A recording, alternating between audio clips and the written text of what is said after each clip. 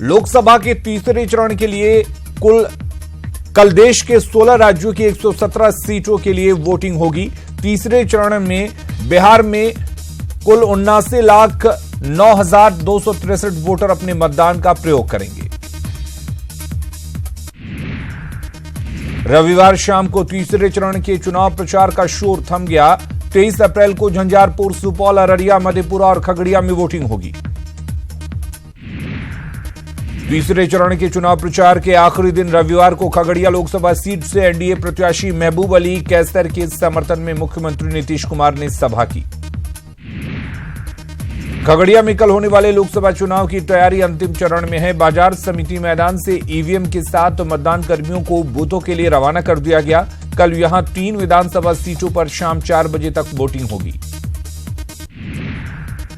भागलपुर में वर्ल्ड अर्थ डे के मौके पर पर्यावरण बचाने को लेकर एनसीसी कैडेट्स ने जागरूकता रैली निकाली। समाज सेवी प्रकाश चंद्र गुप्ता ने रैली को रवाना किया, जिससे पूरे शहर में लोगों को जागरूक किया। आरजेडी के पूर्व विधायक के बेटे ने अपने चाचा पर चाकू से हमला कर उन्हें गंभीर रूप से घायल कर दिया। घायल को जहानाबाद सदर अस्पताल में प्राथमिक उपचार के बाद पीएमसीएच रेफर कर दिया गया। पटना साहिब से बीजेपी उम्मीदवार और केंद्रीय मंत्री रविशंकर प्रसाद सुबह पटना के गांधी मैदान पहुंचे, जहां मॉर्निंग वॉक करते हुए लोगों के बीच जनसंपर्क अभियान चलाया। सुबह 6 बजे से 8 बजे तक रविशंकर प्रसाद लोगों से मिलते रहे। वंदे मातरम पर पूछे गए सवाल पर प्रदेश आरजेडी अध्यक्ष रामचंद्र पूर्वे असहज हो गए। उन्होंने दरभंगा से अब्दुल बारी सिद्दीकी के बदले तेजस्वी यादव के जीतने की घोषणा कर दी। पटना में दारोगा अभ्यर्थियों ने रिजल्ट में धांधली का आरोप लगाते हुए राज्य पुलिस मुख्यालय के पास धरना दिया। अभ्यर्थियों का आरोप है कि कम अंक वालों की बहाली हो गई है, जबकि अधिक अंक वालों का नाम मेरिट लिस्ट से बाहर है। कटिहार में राष्ट्रवादी कांग्रेस पार्टी के प्रदेश सचिव अनवारुल हक के घर पर हमला हुआ है। अनवारुल हक ने 30 नामजद और 200 अज्ञात लोगों के खिलाफ शिकायत दर्ज कराई है।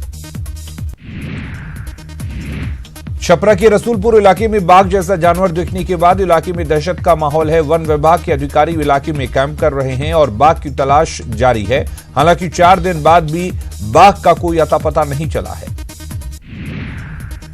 छपरा के ईसुआपुर में सड़क हादसे में 2 लोगों की मौत के बाद लोगों ने जमकर हंगामा किया। लोगों का आरोप था कि अब पुलिस की अवैध वसूली से ही आए दिन हादसे होते रहते हैं। लोगों को शांत करने में पुलिस को काफी मशक्कत करनी पड़ी।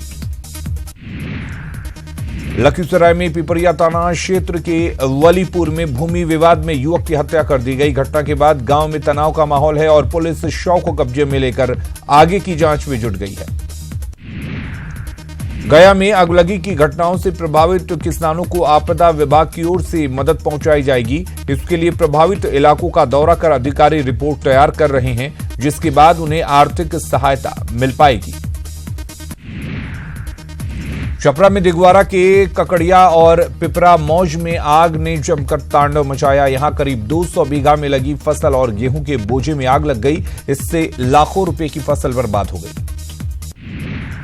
वैशाली के बिदुपुर इलाके में खेतों में भीषण आग लगने से कई एकड़ में गेहूं की फसल जलकर राख हो गई। खेत में अचानक आग लगने से ग्रामीणों में अफरा तफरी मच गई। लखीसराय के कबैया थाना क्षेत्र में नाले से नवजात का शव मिलने से सनसनी फैल गई। आशंका जताई जा रही है कि किसी ने नवजात के शव को ठिकाने लगाने के लिए फेंका होगा। पुलिस मामले की जांच में जुट गई है। मधेपुरा में एक सनकी पति ने अपनी शिक्षिका पत्नी और 3 साल की मासूम बेटी को चाकू से वार कर मौत के घाट उतार दिया। पटना सिटी के सुल्तानगंज थाने के सामने लोगों ने जमकर हंगामा किया। पुलिस चेकिंग के दौरान बाइक से गिरकर युवक के घायल होने से लोग नाराज थे। पूर्णिया में प्रेम प्रसंग में फरार हुई लड़की अचानक पुलिस के सामने सरेंडर करने के लिए पहुंच गई, जबकि लड़की के परिजन इसे अपहरण का मामला बता रहे थे। पूर्णिया कॉलेज में आज छात्रों ने जमकर हंगामा किया और तालाबंदी की। स्नातक पार्ट 1 2017 के बैच की कॉपी का अब तक मूल्यांकन नहीं होने से छात्र नाराज हैं। छात्रों ने कॉलेज प्रबंधन पर 2017 बैच का अब एक प्रैक्टिकल एग्जाम नहीं लेने का भी आरोप लगाया। National school of open schooling NIOS और सरकार की लापरवाही की वजह से लाखों नियोजित शिक्षकों की नौकरी दांव पर लग गई है। अनट्रेन्ड शिक्षकों की 2 वर्षीय DLED कोर्स की मियाद भी पूरी हो गई, लेकिन रिजल्ट जारी नहीं हो सका और डेडलाइन भी खत्म हो गई। पूर्वी चंपारण की सुगौली चीनी मिल की पेराई क्षमता कम होने से किसानों को गन्ना आपूर्ति में परेशानी होती है। किसानों का कहना है कि 15 मार्च तक मिलों को गन्ना आपूर्ति करने में परेशानी नहीं होती है, लेकिन उसके बाद गन्ना आपूर्ति करने में किसानों की लागत खर्च बढ़ जाती है।